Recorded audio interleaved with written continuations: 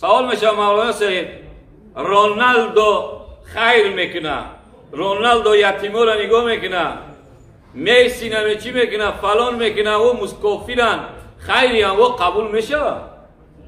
بله چقدر که شما خیر میکنیم خداوند خیر برای خیرمون یا بلا را دور میکنه، برای خیرمون مریضی را دور میکنه، برای خیرمون اجر میتوان در آخرت.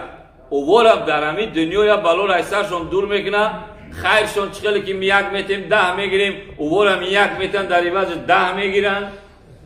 او هم در همین جا اجر پاداش میده. او هم تصادف دارن، اولیا دارن، او هم رنگ شما خیرای میکنن، بوگاتی قطعی میگرده رونالدو 350 های میکنن.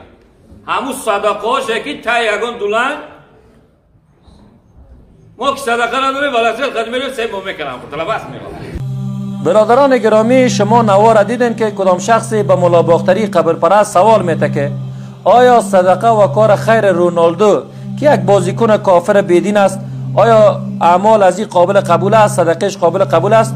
همین ملا باختری قبرپرست در جواب از این فتوا میته که بله، میگه صدقه از تا چند برابر میشه مثل مسلمان ها، میگه قابل قبول الله متعال است، در حالی که در اسلام شروط قبولی اعمال و عبادات اسلام و ایمان است که یک شخص مسلمان باشه و با ایمان باشه.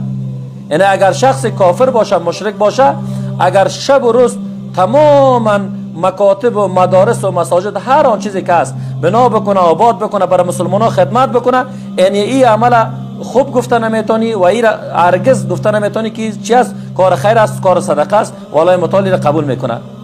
به خاطر محبت دنیا اینها این ملاها تباه شدن و هزاران زن و مرد دیگر را هم به طرف جهنم دعوت میتن.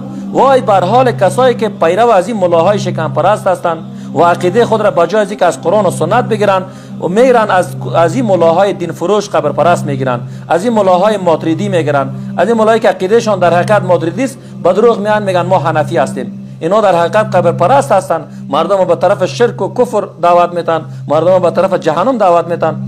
بر حذر باشید برادران و خواهران مسلمان